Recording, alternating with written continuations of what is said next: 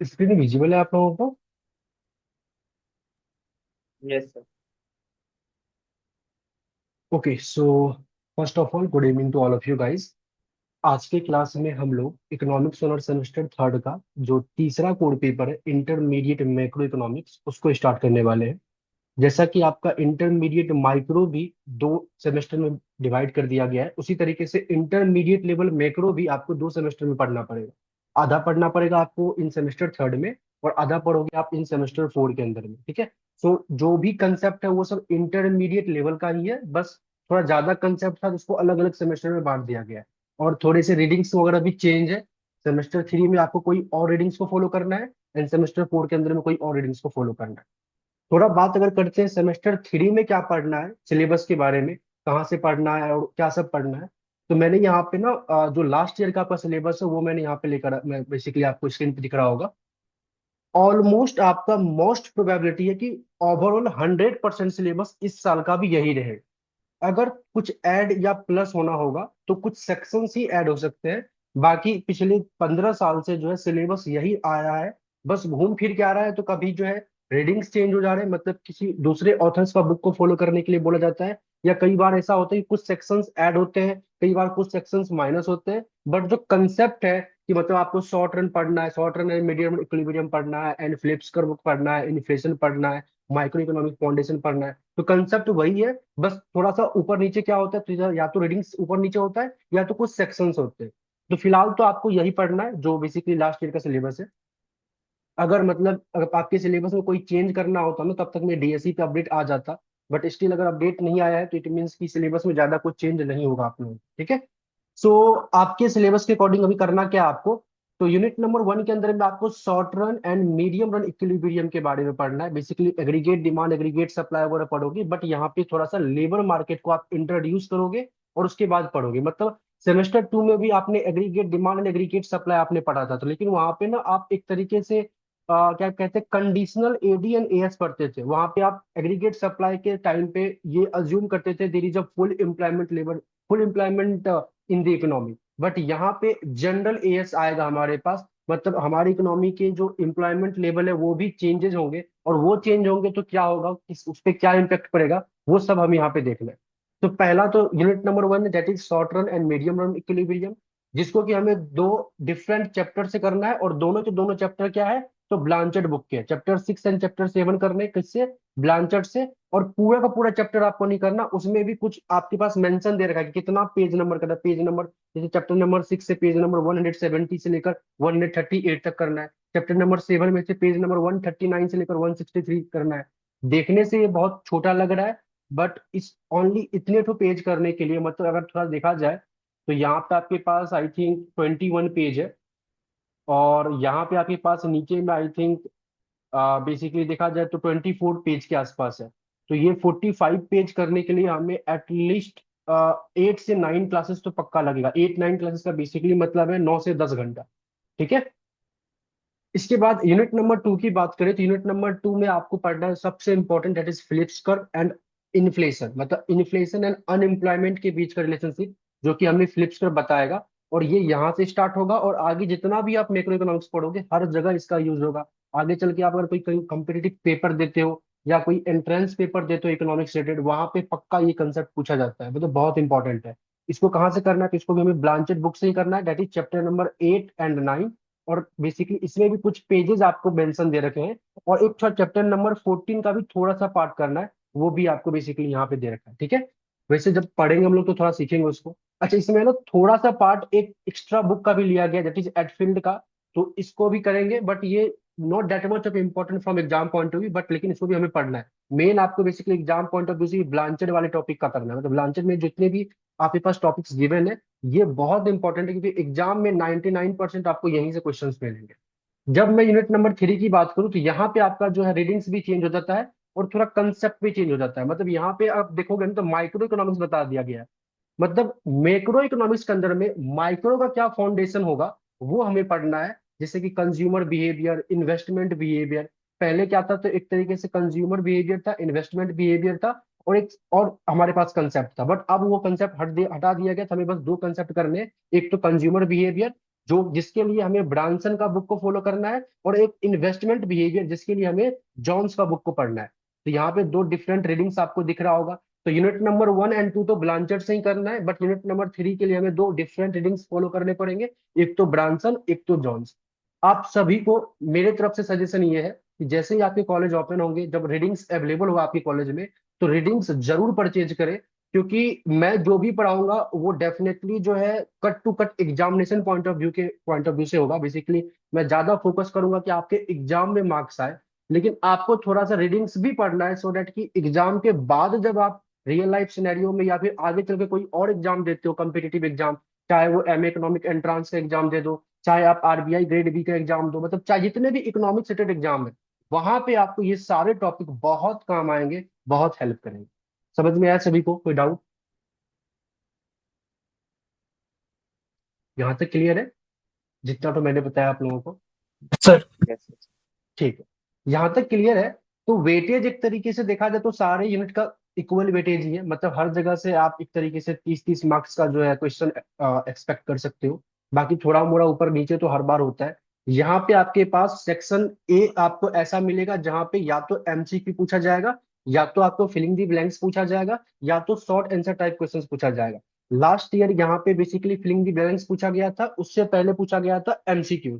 तो हो सकता है इस साल जो है फिर से एमसीक्यूज पूछ ले। तो आपके पास शुरुआत का सेक्शन ए में टोटल 15 क्वेश्चंस रहते हैं। आई थिंक हर एक क्वेश्चन का वेटेज 2 नंबर होता है। तो 30 नंबर का आपके पास क्या आएगा क्वेश्चन, बेसिकली एमसीक्यू टाइप आएगा, मतलब शॉर्ट आंसर टाइप आएगा, या तो एमसीक्यू आएगा या तो फिलिंग दी ब्लैंक्स आएगा। तो जैसे माइक्रो के अंदर में मैंने आप लोगों को एक बताया था एक चीज, कि आपको बेसिक टर्म्स को भी समझकर चलना है, क्योंकि जब भी एमसीक्यू या फिलिंग द ब्लैंक्स बनेगा वो बेसिक से ही बनेगा, वो फुल फ्लेज न्यूमेरिकल या बड़े बड़े टॉपिक से नहीं बनेगा। हर एक बड़े बड़े टॉपिक के जो बीच में छोटी छोटी चीजें लिखी होती है उन्हीं से बेसिकली एमसीक्यूज बनेगा। तो एमसीक्यूज को अटेम्प्ट करने के लिए आपको बेसिक अच्छे से आना चाहिए। तो हर एक क्लास में मैं जो भी छोटा छोटा चीज आपको बताऊंगा, या किसी भी टॉपिक को पढ़ाने से पहले जो अगर मैं कुछ बेसिक बता रहा हूँ, तो उसको भी अच्छे से आप नोट करना, अच्छे से ध्यान से पढ़ना। अगर वो कर लेते हो तो फिर आपको एमसीक्यू में कोई प्रॉब्लम नहीं आएगी। ओके, क्योंकि एमसीक्यू आप जाके कोई भी रीडिंग्स या क्वेश्चन से नहीं कर सकते। वो आपको कंसेप्ट अगर अच्छे से आता है, तब जाके आप पूरा का पूरा एमसीक्यू आप अटेम्प्ट कर लोगे। और ज्यादा टफ भी नहीं आता, नॉर्मली बेसिक आपको आता है तो आप आराम से एमसीक्यू अटेम्प्ट कर लोगे। और एमसीक्यू अटेम्प्ट कर लेते हो या शॉर्ट टाइप कर लेते हो तो 30 नंबर आप ऐसे भी अटेम्प्ट कर लिए। ठीक है, चलिए। ये वेटेज के बारे में हो गया, और पैटर्न के बारे में थोड़ा मैंने आपको बता दिया। मतलब 30 नंबर का तो एमसीक्यू रहेगा, बाकी जो 60 नंबर होगा वो वही सिंपल, जैसा आपका इंट्रोडक्टरी मैक्रो था, इंट्रोडक्टरी माइक्रो था, नॉर्मल जो 4-4 5-5 नंबर के क्वेश्चन होते हैं, तो वैसा क्वेश्चन होगा। तो वहां पे आपको पूरा एक्सप्लेनेशन लिखनी होगी। बाकी 30 नंबर का आपका एमसीक्यू है। ओके, अब ध्यान से देखते हैं हमें कैसे पढ़ना है। मतलब जो बच्चे मेरे साथ इनरोल्ड है, एसआईजी क्लासेस के अंदर में इनरोल्ड है, उसको मैं मैक्रो इकोनॉमिक्स कैसे पढ़ाऊंगा, किस तरीके से क्लासेस प्रोवाइड किया जाएगा, वो थोड़ा सा ध्यान से समझ। मैं आप लोगों को पूरा का पूरा 100% सिलेबस आज रात तक मैं ऐप के ऊपर में अपलोड कर दूंगा मैक्रो इकोनॉमिक्स का। इस 100% सिलेबस को आपको क्या करना है, देखना है विद इन 30 डेज। ठीक है, या 30 से 45 डेज इसको लेके चलो। बेसिकली मैं यहाँ पे ऐसा लेके चलता हूँ कि आपको ये 15 अगस्त तक देखना है। ओके, अब इस 15 अगस्त में आपका मेन काम क्या होगा? आपका मेन काम ये होगा कि आप क्लास को ओपन करो, क्लास में जो भी मैं समझा रहा हूँ उसको समझो, जितना समझ में आ रहा है अच्छी बात है, जो समझ में नहीं आ रहा उस वाले पॉइंट को आप डाउट में रख लो। और जो मैं हर एक कंसेप्ट के बाद एक्सप्लेनेशन लिखवा रहा हूँ, नोट्स लिखवा रहा हूँ, उसको लिखो। मतलब मेरा मोटिव ये है कि आप इस 45 डेज के इंटरवल में आप थोड़ा कंसेप्ट को समझ लो। हर एक कंसेप्ट का जो एक्सप्लेनेशन मैं लिखवा रहा हूँ, जो नोट्स में बनवा रहा हूँ, वो नोट्स को बना लो। और जिन जिन कंसेप्ट पे डाउट आपको आ रहा है, वो डाउट को आप क्या करो, वहां पे हाईलाइट करके रख दो। 15 अगस्त ऑनवर्ड अगेन मैं क्या करूंगा, मैक्रो इकोनॉमिक्स की लाइव क्लास स्टार्ट करूंगा, जहां पे फिर अगेन मैं कंसेप्ट को पढ़ाऊंगा, लेकिन वहां पे नोट्स एक्सप्लेन नहीं करूंगा। मतलब कहने का मतलब ये है, लेटर सपोज मैंने कोई मान लेते आज की क्लास में मैं वैसे तो एक्सप्लेन कर दूंगा। मान लेते मैंने आज की क्लास में एक टॉपिक पढ़ाया आप लोगों को लेबर फोर्स के बारे में। तो जब मैं 15 अगस्त ऑनवर्ड क्लास स्टार्ट करूंगा ना, तो वहां पे मैं लेबर फोर्स क्या है, ये इसका क्या मतलब होता है, इसको समझाने का जो तरीका होगा मेरा, कुछ एग्जाम्पल वगैरह लेकर, मतलब कंसेप्ट बिल्डअप जितना होगा वो मैं कराऊंगा। बाकी इसकी एक्सप्लेनेशन पेपर में कैसे लिखनी है वो मैं ऑलरेडी जो रिकॉर्डिंग आप लोगों को प्रोवाइड कर रहा हूँ उसमें मैंने करवा दिया है। तो एक्सप्लेनेशन मैं लाइव क्लासेस में नहीं करूँगा, क्योंकि एक्सप्लेनेशन में करवाऊंगा तो बेसिकली मैं रीड करूंगा कि लिखो, या फिर मैं यहाँ पे लिखूंगा तो वो वीडियो की लेंथ बड़ी होगी, लाइव क्लासेस की लेंथ बड़ी होगी, तो वो आपका टाइम ही खराब करेगा। इससे क्या हो जाएगा, जब अगर मेरे तरीके से आप जाओगे तो एक तरीके से तो आपका 100% सिलेबस पहले कवर हो जाएगा, आप कंसेप्ट भी पढ़ लोगे, आप उसके नोट्स भी बना लोगे, और जब मैं लाइव क्लास लूंगा और लाइव क्लास में आप जब ज्वाइन करते हो तो आपका रिवीजन भी हो जाएगा साथ साथ। तो मैक्रो इकोनॉमिक्स के लिए मैं हर साल इसी तरीके से पैटर्न फॉलो करता हूँ। इस साल भी आपको इसी तरीके से पैटर्न फॉलो करना है। और सच बताओ, अगर आप मेरे तरीके से जो मैं बता रहा हूँ अगर इस तरीके से आप करोगे तो एग्जाम टाइम में सबसे बढ़िया पोजीशन पे आप ही रहोगे, मतलब सबसे अच्छे से प्लेस पे आप अपने आप को ढूंढोगे, क्योंकि आपने खुद से नोट्स भी बना लिया है, हर चीज आपने रिवाइज भी कर लिया अच्छे तरीके से। अच्छा, आप में से कुछ स्टूडेंट ऐसा होगा कि वो अभी नहीं दिखेगा, वो सोच रहा होगा कि चलो जो छुट्टियां है उसको बर्बाद कर देते हैं, और जब बेसिकली 15 अगस्त ऑनवर्ड जब सर लाइव क्लास लेंगे तब से कंसेप्ट पढ़ेंगे। तो लाइव क्लास में रिपीट कर रहा हूँ, सिर्फ कंसेप्ट बताऊंगा, लिखवाऊंगा नहीं। तो आई थिंक वो आपके लिए बेटर नहीं होगा, क्योंकि दोबारा आपको लिखने के लिए, नोट्स बनाने के लिए मतलब बेसिकली क्या करना पड़ेगा, रिकॉर्डिंग देखना ही होगा। बाकी और मतलब एक तरीके से आप बोल सकते हो कि सेफ एंड साइड के लिए बहुत रेयर चांस है कि मैं नोट्स प्रोवाइड कर दूं, मतलब जो मैं लिखवा रहा हूँ उसी के नोट्स प्रोवाइड कर दूं। बट वो रेयर चांस है, क्योंकि मैं, जैसा कि मैंने आपको सेमेस्टर 2 में भी बोला था कि आप खुद से नोट्स बनाओ, वो ज्यादा बेटर होगा। क्योंकि यहाँ पे खुद से नोट्स बनाओगे तो ही पेपर के टाइम पे अच्छे से रिवाइज कर पाओगे। अदरवाइज उस टाइम पे आप कंफ्यूज रहोगे, क्या पढ़ना है, क्या याद करना है, क्या याद करके जाएंगे, कौन सा टॉपिक में क्या लिखेंगे, and an number of doubts वहां पे क्रिएट होंगे। तो ये समझ में आ गया आप लोगों को, ये जो मैंने बताया आप लोगों को 100% सिलेबस वाला कंसेप्ट कैसे करना है आपको? ठीक है। बाकी आप में से जो भी बच्चा कर रहा होगा प्लीज अच्छे से नोट्स बनाना, और उस नोट्स को मेरे साथ भी शेयर करना, सो डैट कि जो बच्चे थोड़ा लेट ज्वाइन करेंगे उसको कम से कम मैं शेयर कर दूं, क्योंकि लेट ज्वाइन वाले को तो करना ही पड़ेगा, क्योंकि उनके पास ये बेसिकली फैसिलिटी अवेलेबल नहीं होगा कि वो पहले रिकॉर्डिंग देख ले, नोट्स वगैरह बना ले। ठीक है। इसमें किसी को डाउट एनीवन? हाँ ये जो, ठीक है, ये क्लियर है। और प्लीज ऐसा करना, अगर आप ऐसा करते हो ना डेफिनेटली अच्छे पोजीशन में आप अपने आप को पाओगे। और जब इंटरनल आप होगा ना तो आपको पता होगा कि सर क्या इंटरनल में सिलेबस क्या है, आपको क्या पढ़कर जाना है और कितना आपको लिखना है। यहाँ पे लिखना इज इम्पोर्टेंट। बाकी पेपर में जो न्यूमेरिकल्स पेपर होते हैं वहां पे आपको सॉल्व करना पड़ता है, लेकिन यहाँ पे लिखना पड़ता है। लिखना इन द सेंस कि यहाँ पे, अच्छा, जब मैं नोट्स लिखवाऊंगा ना यहाँ पे डीयू के अंदर में क्या है कि अगर मैं समझा तो रहा हूँ चीज आपको अपने तरीके से, अलग अलग एग्जाम्पल लेकर, लेकिन ये अलग अलग एग्जाम्पल आप पेपर में नहीं लिख सकते, और ना ही अपने मन से पेपर में कुछ भी लिख सकते हो। आपको जो रीडिंग्स में गिवन है उस रीडिंग्स के बातों को आपके आंसर में अटैच करना ही पड़ेगा, सो डैट कि आपको अच्छे नंबर मिल जाए। आपके बेसिकली यहाँ पे कुछ ऐसे टॉपिक्स हैं, जैसे कि ये टॉपिक आपके पास, हाँ, एक्सपेक्टेशन वाला, ये, और यहाँ पे ये एक्सपेक्टेशन वाला, इन सब में ना सिर्फ और सिर्फ रीडिंग्स के जो टेक्निकल नोट्स है, टेक्निकल लैंग्वेज है, वही आपको एग्जाम में लिखना पड़ेगा अगर पेपर में आता है तो, तभी नंबर आपको मिलेगा। सिमिलरली सेमेस्टर 4 में जब आप आओगे और वहां का जो थोड़ा सिलेबस डिजाइन किया गया है, कुछ कुछ टॉपिक डिजाइन किया गया है, एक आपका चैप्टर नंबर 3 है कार्लिन करके, सेमेस्टर 4 में आप पढ़ोगे, तो वहां पे भी पूरा का पूरा नोट्स ही आपको याद, सॉरी, पूरा का पूरा रीडिंग्स ही आपको याद करके जाना पड़ेगा। क्योंकि अगर आप पेपर में चीजों को तो समझे हो अपने तरीके से, लेकिन अपने तरीके से ही लिख दोगे तो हो सकता है एग्जामिनर आपका मार्क्स को काट कट कर ले, क्योंकि साफ साफ देखा गया है, मतलब साफ साफ प्रोफेसर के द्वारा आपको बोला जाएगा कि जो रीडिंग्स में गिवन है, जो क्लास में कराया जा रहा है, मतलब आप रीडिंग्स को फॉलो करो, आपका आंसर जो आप फ्रेम कर रहे हो वो भी रीडिंग से थोड़ा रिलेट करता हो, रीडिंग से बाहर ना हो, या फिर बस आप ले, हम लोग सीबीएसई क्लास 12 में क्या करते थे, मतलब कि जो भी चीजें सीखते थे ना उसको अपने लैंग्वेज में लिख लेते थे, तो अपने लैंग्वेज में लिखते थे तो वहां नंबर मिलता था। यहाँ आप अपनी लैंग्वेज में लिखोगे तो नंबर नहीं मिलेगा, यहाँ आपको रीडिंग्स को थोड़ा फॉलो करना पड़ेगा। ये बात समझ में आई? Yes sir. ठीक है। चलिए, अगर ये समझ में आ गई तो पढ़ेंगे कैसे वो समझ में आ गया, किस तरीके से प्रोवाइड होगा आप लोगों को, पहले रिकॉर्डिंग रहेगा, अभी समर वेकेशन में इसकी लाइव क्लासेस नहीं होगी, और 15 अगस्त के बाद ऑनवर्ड जो है लाइव क्लासेस स्टार्ट होगी। और किस तरीके से करेंगे, तो सबसे पहले हम लोग यूनिट नंबर 1 स्टार्ट करेंगे और इसको कंप्लीट करेंगे, फिर यूनिट नंबर 2 स्टार्ट करेंगे, फिर इसको कंप्लीट करेंगे, उसके बाद फिर यूनिट नंबर 3 स्टार्ट करेंगे, उसको कंप्लीट करेंगे, सीक्वेंस वाइज जैसे सिलेबस आपके पास गिवन है वैसा ही करेंगे। और ज्यादा एक दूसरे से कोई भी यूनिट आपस में ज्यादा इंटरडिपेंडेंट नहीं है, ऐसा नहीं है कि अगर आपको यूनिट नंबर 1 नहीं आता तो 2 नहीं पढ़ पाओगे, या 2 नहीं आता तो 3 नहीं कर पाओगे। ये तीनों के तीनों यूनिट आपस में पूरा अलग है। पूरा अलग इन द सेंस थोड़ा मोड़ा जानकारी चाहिए, थोड़ा मोड़ा नॉर्मल नॉलेज होना चाहिए। जैसे नॉर्मल इन द सेंस कि अब अनएम्प्लॉयमेंट क्या होता है, एम्प्लॉयमेंट रेट क्या होता है, ये सब तो पता होना चाहिए, तब जाके आप यहाँ पे अनएम्प्लॉयमेंट को रिलेट कर पाओगे। बाकी जो सोचोगे कि यूनिट नंबर 1 का पूरा कंसेप्ट इसके साथ ऐड है, वैसा कुछ नहीं है। तो सारा यूनिट आपस में अलग अलग आपको नॉलेज देके जाएगा, इसलिए सभी का वेटेज इक्वल है और सभी आपके लिए इंपॉर्टेंट है। ओके। सो आज के क्लास में हम लोग स्टार्ट करने वाले हैं, that is unit number 1। Unit 1 जो क्या है हमारे पास, short run and medium run equilibrium, जिसके अंदर में हम लोग सबसे पहले पढ़ेंगे चैप्टर नंबर 6 ब्लांचर्ड से।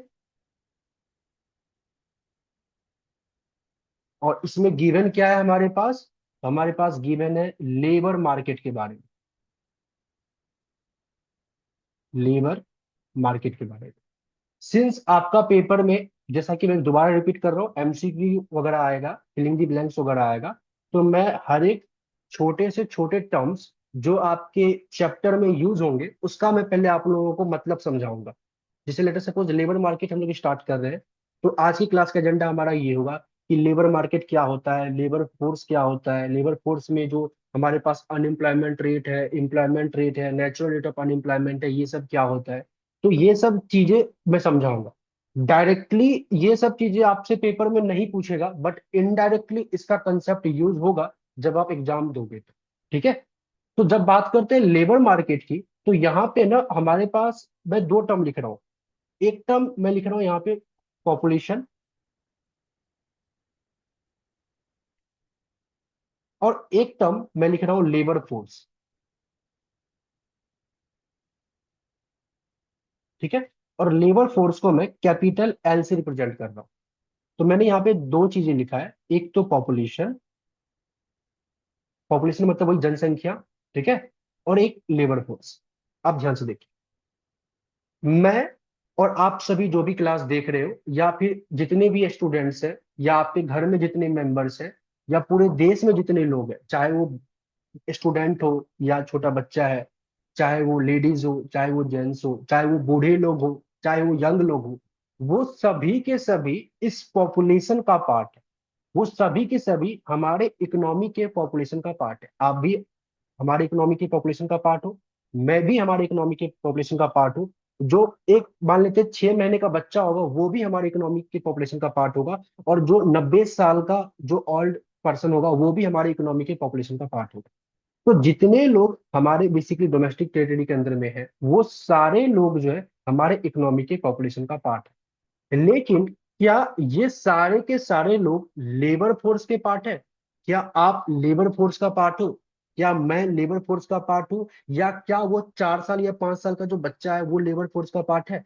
तो लेबर फोर्स का पार्ट है या नहीं है, इसको थोड़ा हम लोग पहले समझते हैं कि कब हम किसी चीज को लेबर फोर्स का पार्ट कहेंगे और कब हम उसको लेबर फोर्स का पार्ट नहीं कहेंगे। इकोनॉमी का पॉपुलेशन और इकोनॉमी के लेबर फोर्स ये दोनों अलग टर्म है, दोनों को हम एक साथ रिलेट नहीं कर सकते। मतलब हम ऐसा नहीं बोल सकते कि जब मैं अनएम्प्लॉय, मतलब जब मैं ऐसा बोलूंगा कि मान लेते हैं हमारे फ्रेंड सर्कल में कई बार ऐसा होता है, हम लोग मजाक मजाक में अपने दोस्त को कह देते हैं कॉलेज में या स्कूल में, तुम तो बेरोजगार हो, तुम कुछ कमा नहीं रहे हो, अपने पाप का पैसा उड़ा रहे हो, and and number of things. तो वहां समझना पड़ेगा कि जो फ्रेंड एक दूसरे को बेरोजगार कह रहा है ना, वो कभी रोजगार वाले गिनती में लेबर फोर्स में तो आया ही नहीं है। तो जब लेबर फोर्स में वो आया ही नहीं है तो बेरोजगार तो होगा ही नहीं। मतलब बेरोजगार इन द सेंस अनएम्प्लॉयमेंट होगा ही नहीं। जब तक वो लेबर फोर्स का पार्ट ही नहीं होगा तब तक एम्प्लॉयमेंट या अनएम्प्लॉयमेंट ये बात तो अराइज ही नहीं होनी चाहिए। अगर मैं किसी 8 साल के बच्चे को कह देता हूँ कि यू आर अनएम्प्लॉयड, इसका मतलब मैं खुद मूर्ख हूं जो मैं उसको अनएम्प्लॉयड कह रहा हूँ, क्योंकि वो पहले तो लेबर फोर्स का पार्ट ही नहीं है। वो सारे, जैसे लेकर सपोज आप स्टूडेंट हो, मान लेते हैं कि आप नॉर्मल स्टूडेंट हो जिसका पर्पस स्टडी करना है, ठीक है। घर में जितने भी मान लेते हैं बच्चे हैं 10 साल से 12 साल से नीचे जो बस पढ़ाई वगैरह करते हैं, या घर में वो आपके बेसिकली दादा दादी जो बूढ़े लोग हैं जो बस घर में रहते हैं, इन सभी को मैं इकोनॉमी के पॉपुलेशन का पार्ट तो कहूंगा बट लेबर फोर्स का पार्ट नहीं कहूंगा। तो लेबर फोर्स का पार्ट कौन आएगा?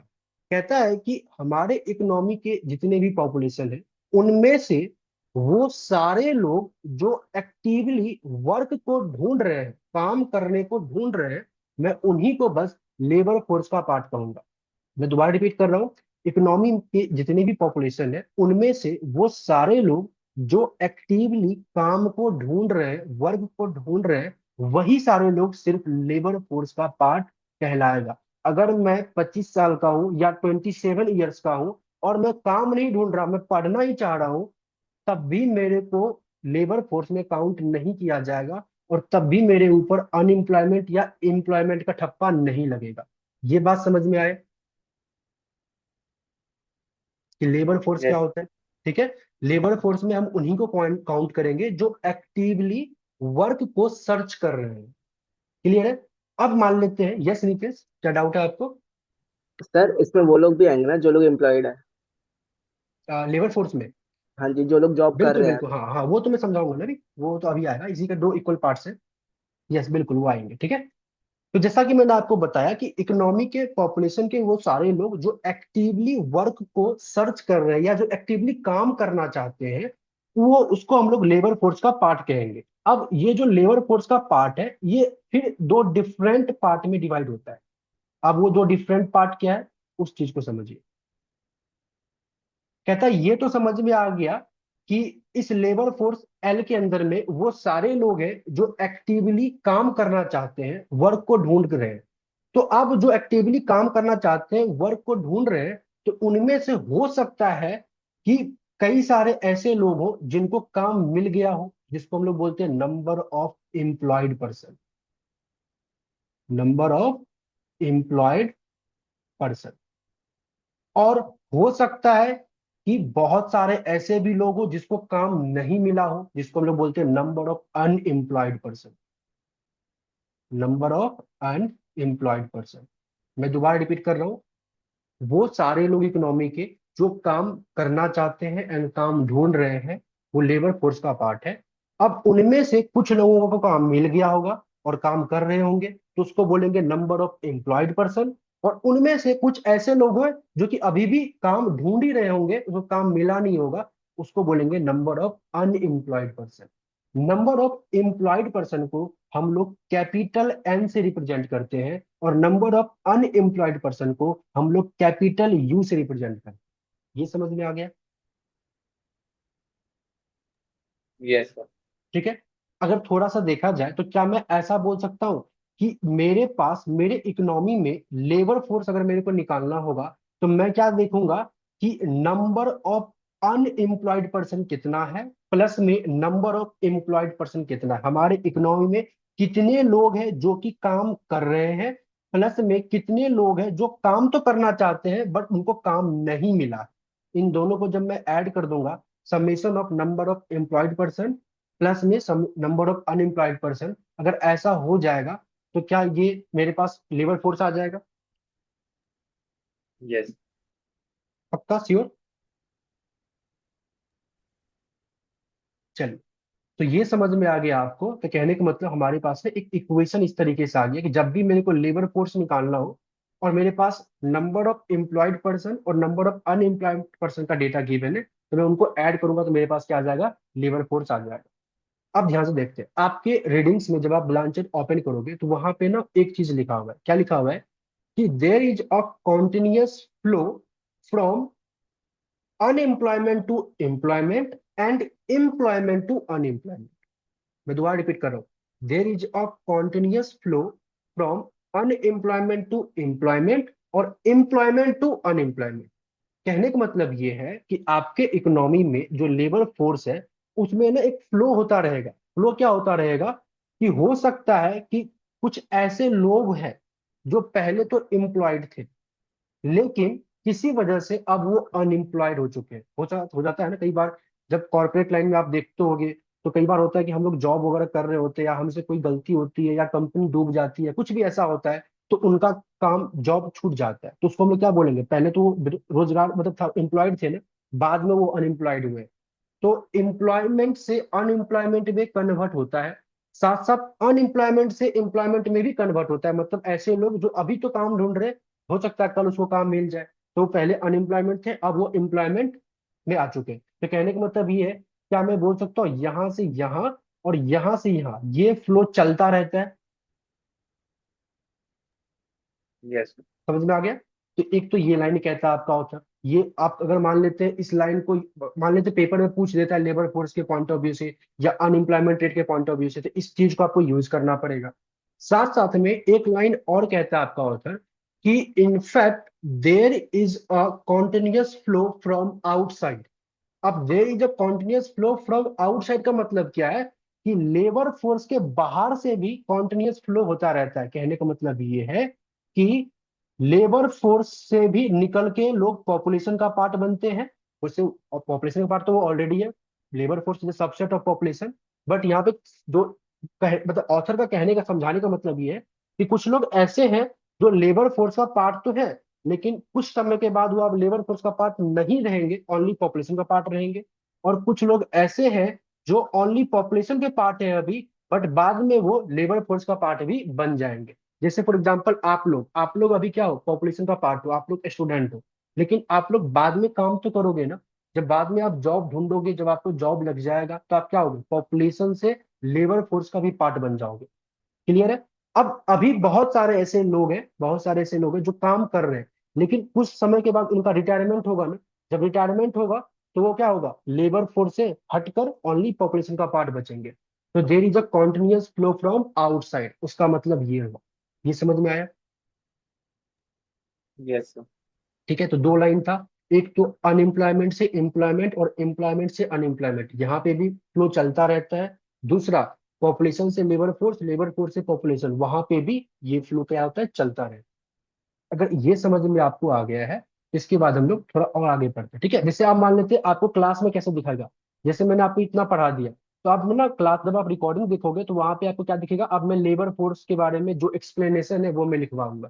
तो मैं बोलूंगा कि आप क्या करो, नोट्स में हेडिंग डालो लेबर फोर्स, जो मैंने अभी आपको समझाया उसी चीज को मैं एक्सप्लेन कर दूंगा। तो डेट क्या हो जाएगा, आपको आपने कंसेप्ट जस्ट समझा, जस्ट आप उसकी एक्सप्लेनेशन लिखोगे तो आपका नोट्स मैच करता रहेगा और आप चीजों को अच्छे समझोगे। ठीक है, अब आगे देखते हैं नया टॉपिक। नया टॉपिक जैसे नया टर्म्स। नया टर्म्स क्या कहता है, हमारे पास एक टर्म होता है that is unemployment rate. Unemployment rate, जिसको कि हम लोग स्मॉल यू से रिप्रेजेंट करते हैं। कई सारे ऐसे आपको बुक मिल जाएगा जहां पे ये म्यू से भी रिप्रेजेंट होता था। म्यू मतलब जो मीन वाला, स्टैट्स वाला म्यू था। लेकिन अभी आपको आपको हमेशा जब भी अनएम्प्लॉयमेंट की बात आएगी तो आप स्मॉल यू से ही इसको रिप्रेजेंट करना, ये आपके लिए बेटर होगा। क्यों? क्योंकि जब आप यूनिट नंबर 2 पढ़ोगे फिलिप्स कर्व, तो वहां पे आपके पास फिर एक मार्कअप आ जाएगा जो कि म्यू से रिप्रेजेंट होता है। तो आप ट्राई करना, कोशिश करना। अच्छा, मान लेते हैं कि कोई बच्चा यू की जगह म्यू लिख देता है, तो भी गलत आपका नहीं होगा।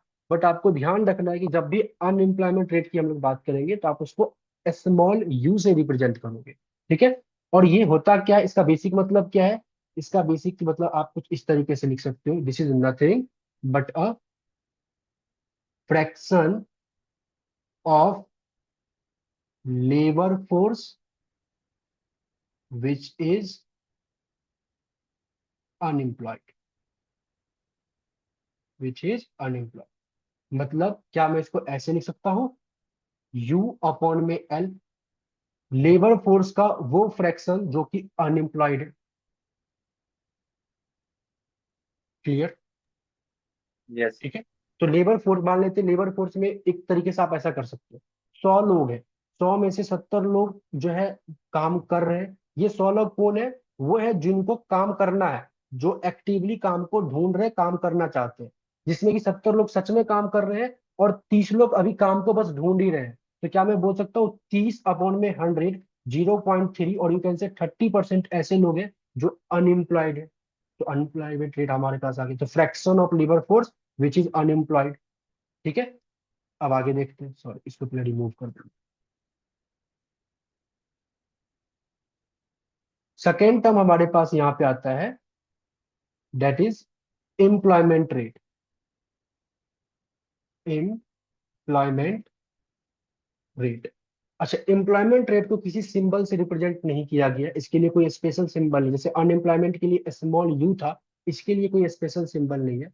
नॉर्मली आप इसको ये कंसेप्ट समझ सकते हो, इसका ये मतलब होता है fraction of labour, fraction of labour force which is employed,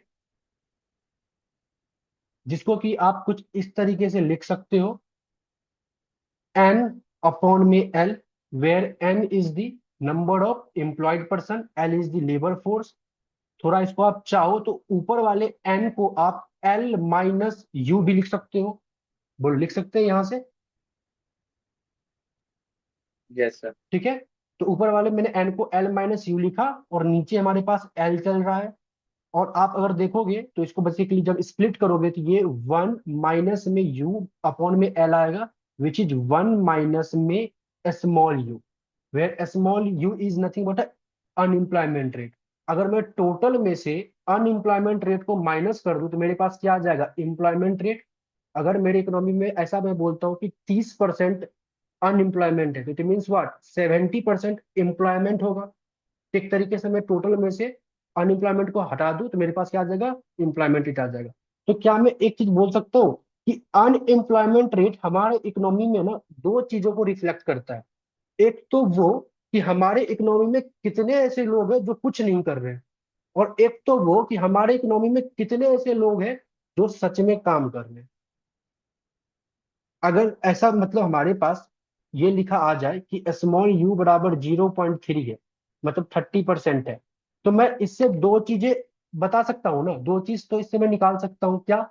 एक तो कि 30% लोग ऐसे हैं जो काम नहीं कर रहे, कुछ नहीं कर रहे, और एक और क्या मैं निकाल सकता हूँ कि 70% लोग हमारी इकोनॉमी में काम कर रहे हैं।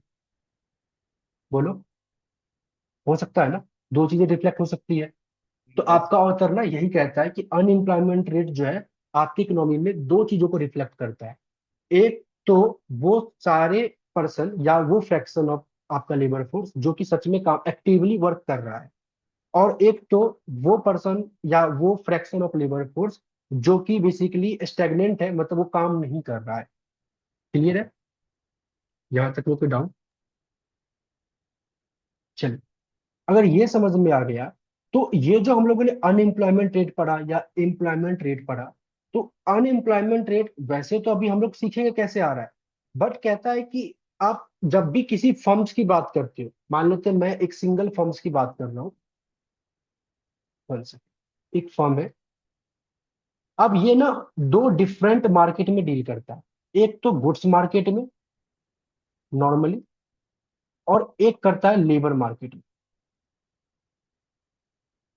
ठीक है, गुड्स मार्केट में जहां ये आउटपुट बना के बेचेगा, और लेबर मार्केट में जहां पे ये आउटपुट बनाने के लिए, मतलब इसलिए इनपुट मार्केट की तरह आप इसको लेके चल सकते हो। एक तो गुड्स मार्केट में और एक इनपुट मार्केट में। यहाँ पे क्या कहता है कि अगर गुड्स मार्केट में कोई चेंजेस होता है तो इससे भी आपके इकोनॉमी के जो अनएम्प्लॉयमेंट रेट है उसमें इम्पैक्ट आएगा। गुड्स मार्केट में क्या सब होता है? तो गुड्स मार्केट में एक तरीके से एडी एंड एएस इन दोनों का काम होता है, aggregate demand and aggregate supply of output. तो कहता है इनमें अगर कोई चेंज आएगा तो इनसे भी अनएम्प्लॉयमेंट रेट पे क्या होगा? काम होगा। ठीक है, काम इन द सेंस कहने का मतलब ये है कि अनएम्प्लॉयमेंट रेट पे इम्पैक्ट आएगा। आप ध्यान से इसको देखते हैं कैसे का काम करता है। कहता है लेटेस्ट सपोज आपके, ये आपने सेमेस्टर 2 में थोड़ा आपने पढ़ा कि एग्रीगेट डिमांड जो है वो आपका इंक्रीज कर देता है आपकी इकोनॉमी में। मान लेते हैं मैं फर्म हूँ, मैं किसी पर्टिकुलर सामान को बेच रहा हूँ या पर्टिकुलर सामान बनाकर बेच रहा हूँ, और उसकी डिमांड ऑटोमेटिकली इकोनॉमी में बढ़ जाती है। तो अगर इसकी डिमांड बढ़ जाएगी तो मैं क्या करूंगा? इसके लिए प्रोडक्शन को बढ़ाऊंगा। अगर मैं इसके लिए प्रोडक्शन को बढ़ाऊंगा तो मेरे को ज्यादा लेबर चाहिए होगा, तो मैं ज्यादा लेबर को हायर करूंगा। ये आपने पढ़ा है सेमेस्टर 2 के अंदर में। और अगर मेरे को ज्यादा लेबर चाहिए, अगर मैं ज्यादा लेबर हायर कर रहा हूँ तो इट मीन्स मैं ज्यादा लोगों को काम दे रहा हूँ, तो नंबर ऑफ एम्प्लॉयड पर्सन बढ़ जाएगा और नंबर ऑफ अनएम्प्लॉयड पर्सन कम हो जाएगा, और हमारे इकोनॉमी में अनएम्प्लॉयमेंट रेट कम हो जाएगा। तो कहने का मतलब क्या है कि अगर एग्रीगेट डिमांड इकोनॉमी में बढ़ता है जो कि गुड्स मार्केट में एक तरीके से काम हुआ था, उसका इम्पैक्ट हमारे पास अनएम्प्लॉयमेंट पे आया, जहां पे अनएम्प्लॉयमेंट रेट फॉल कर दिया है। क्लियर है? सिमिलरली, अगर एग्रीगेट डिमांड फॉल कर जाएगा तो क्या मैं बोल सकता हूँ it's leads to increase the unemployment rate? Yes. बोलो, अगर एग्रीगेट डिमांड के बढ़ने से अनएम्प्लॉयमेंट फॉल होता है तो एग्रीगेट डिमांड के कम होने से अनएम्प्लॉयमेंट बढ़ जाएगा ना। प्रोसेस सेम वही होगा। आप प्रोडक्शन को कम करोगे, प्रोडक्शन को कम करोगे तो फिर लेबर हायर कम करोगे, या फिर और सिचुएशन। तो वो सिचुएशन आपको आपका ऑथर क्या करता है, एक्सप्लेन करता है यहाँ पे। इसलिए मैं यहाँ पे बेसिकली रुक जा रहा हूँ, ठीक है। देखो, कहने का मतलब ये है कि एग्रीगेट डिमांड कहता है आपका ऑथर कि अगर फॉल करेगा ना तो अनएम्प्लॉयमेंट रेट इंक्रीज कर जाएगा। अब ये जो अनएम्प्लॉयमेंट रेट इंक्रीज कर रहा है ना, इसको आपके इकोनॉमी में दो तरीके से आपके ऑथर एक्सप्लेन करते हैं। वो दो तरीका हम लोग सीखने वाले हैं, ध्यान से देखो पहले, ठीक है। कहता है कि या तो आपके इकोनॉमी में जो नए वर्कर हायर होंगे ना, उसको आपका इकोनॉमी रोक सकता है, या तो जो पहले से इकोनॉमी में काम कर रहे हैं उसको बाहर कर देगा। अब इस चीज को समझना कैसे, लेट अस सपोज मैं कह रहा हूं कि सैमसंग कंपनी है जो मोबाइल बनाती है, और रिसेंटली में वो सैमसंग गैलेक्सी S25 ये सीरीज चला रही है, और इस सीरीज का इकोनॉमी में जो भी डिमांड था उसको बेसिकली प्रोवाइड कर रही है। तो इस सीरीज को बनाने के लिए सैमसंग कंपनी ने क्या किया होगा, अपना एक बेस बनाया होगा ना, जहां पे जितने लोग चाहिए काम करने के लिए उतना लेबर को रखा होगा। ये समझ में आया? बोलो। यस। ठीक है। अब कहता है कि किसी वजह से जो है ना, सैमसंग कंपनी का ये जो S25 मोबाइल का डिमांड था वो फॉल कर गया। किसी वजह से क्या हो गया, फॉल कर गया। अब S25 का डिमांड अगर फॉल कर गया है तो सैमसंग कंपनी क्या करेगी, इस प्रोडक्ट को बनाना कम कर देगी, इस मॉडल के फोन को बनाना कम कर देगी। और अगर कम करेगी तो जितना लेबर उसको पहले चाहिए था उस लेबर को वो कम करेगी। बोलो। अगर ये कम करेगी तो कहता है इकोनॉमी ना, इस अब कंपनी के पास दो ऑप्शन है, या तो ये लेबर को कम करेगी या तो एक और ऑप्शन वो अप्लाई कर सकती है। क्या कहता है, कंपनी जो है, अभी तो सैमसंग S25 की बात कर रही है, लेकिन कंपनी प्लान कर रही होगी ना एक नया प्रोडक्ट लॉन्च करने का। लेटर सपोज कंपनी सोच रही है कि अगले साल मार्केट में S26 का सीरीज में लॉन्च करूं। तो S26 के सीरीज को लॉन्च करने के लिए इसके लिए भी लेबर चाहिए। तो कंपनी इसके लिए प्लान कर रही होगी लेबर को हायर करने का। तो कंपनी क्या करेगी, सिंस S25 का जो डिमांड है वो फॉल हो गया है, तो यहां तो मेरे को उतना लेबर नहीं चाहिए, तो यहां का लेबर को क्या करेगी, कम करके इसी लेबर को यहां पे चैनलाइज कर देगी। तो कंपनी ने क्या किया है, जो भी एग्जिस्टिंग एम्प्लॉयड पर्सन थे उसको हटाया नहीं अपने कंपनी से, उसको बस चैनलाइज कर दिया, एक काम से हटाकर, एक बेसिकली प्रोडक्ट से हटाकर दूसरे प्रोडक्ट पे शिफ्ट कर दिया। तो क्या मैं यहाँ पे ये कह सकता हूँ कि कंपनी ने एग्जिस्टिंग वर्कर को बचाया, शिफ्ट कर दिया, और जो S25 के लिए न्यू वर्कर को हायर करती, इसको वो उसने हायर नहीं किया। क्लियर है? यस। तो इससे हमारे इकोनॉमी में क्या होगा, प्रोबेबिलिटी ऑफ न्यू जॉब का जो प्रोबेबिलिटी है वो क्या होगा, फॉल करेगा। बोलिए। प्रोबेबिलिटी फॉर न्यू जॉब जो मिलेगा बेसिकली वो क्या करेगा, फॉल कर जाएगा ना। तो इससे भी यस अगर सर। अगर इससे भी बेसिकली अगर मैं कहना ये चाह रहा हूँ कि मान लेते हैं जो कंपनी S26 के लिए हायर करती जिससे मेरा अनएम्प्लॉयमेंट रेट फॉल करता, वो तो नहीं कर रहा है। एक तरीके से जो नए लोग हायर होते हैं वो नहीं हो रहा। तो इसके वजह से भी इकोनॉमी में आपका अनएम्प्लॉयमेंट क्या हो रहा है, इंक्रीज कर रहा है। लेकिन यहाँ पे कंपनी ने क्या चूज किया था, एग्जिस्टिंग वर्कर को बचाया था। लेकिन कंपनी हो सकता है ऐसा भी करे कि S26 के लिए वो नए लेबर को ही लेकर आए, और नए लेबर को लेके आएगा तो S25 में जो लेबर थे इसमें से कुछ लेबर उसको चाहिए नहीं, तो वो एग्जिस्टिंग लेबर को बाहर कर देगा, फायर कर देगा। तो इस टाइम पे क्या हो रहा है, इस टाइम पे आपके जो पहले से एम्प्लॉयड पर्सन थे वो अनएम्प्लॉयड हो रहे हैं। तो यहाँ पे भी अनएम्प्लॉयमेंट आपका बढ़ रहा है। लेकिन यहाँ पे एक तरीके से क्या देखते हैं हम, प्रोबेबिलिटी ऑफ जो हायर्ड पर्सन थे या जो एम्प्लॉयड पर्सन थे उसके जॉब छीनने की प्रोबेबिलिटी इंक्रीज कर रही है। यस। तो मैं बस ये समझा, आपका ऑथर क्या कहता है कि आपका एग्रीगेट डिमांड जब फॉल करेगा ना तो उससे अनएम्प्लॉयमेंट बढ़ेगा। अनएम्प्लॉयमेंट दो तरीके से बढ़ सकता है। एक, तो आप क्या करोगे, न्यू जो हायर होते लोग उसको हायर नहीं करोगे। तो न्यू जो हायर होते लोग उसको हायर आपने नहीं किया है, इट मीन्स व्हाट, कि आपने एग्जिस्टिंग से काम चलाया है, एग्जिस्टिंग को चैनलाइज किया है, इससे भी आपकी अनएम्प्लॉयमेंट बढ़ी। दूसरा, कि वो ऐसा कर सकते हैं कि न्यू जो लोग हायर होते हैं वो हायर करेंगे, एग्जिस्टिंग को बाहर कर देंगे, तो एग्जिस्टिंग को बाहर कर देंगे तो भी अनएम्प्लॉयमेंट बढ़ेगा। आप इसको एक साथ मत जोड़ के देखो, अलग अलग देखो। मैं ये बोलना चाह रहा हूँ कंपनी के पास दो ऑप्शन है एग्रीगेट डिमांड फॉल होने का। फॉल होने के बाद वो एक ऑप्शन ये करेगी कि न्यू लोग जो हायर करते उसको हायर नहीं करेगी, क्या ये भी आपके अनएम्प्लॉयमेंट को बढ़ाएगा? यस बोलो। सर।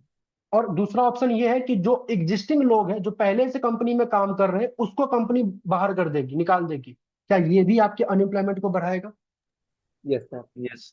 तो ये बेसिकली आपके दो रीजन बता रहा है आपका ऑथर कि एग्रीगेट डिमांड फॉल होने पे अनएम्प्लॉयमेंट रेट तो बढ़ेगा, बट वो जो बढ़ रहा है वो कैसे बढ़ेगा, तो उसके दो रीजन आपके ऑथर ने दिया है। तो पेपर में लेटर सपोज ये आता है तो आपको ये दो रीजन क्या करने पड़ेंगे, मेंशन करने पड़ेंगे।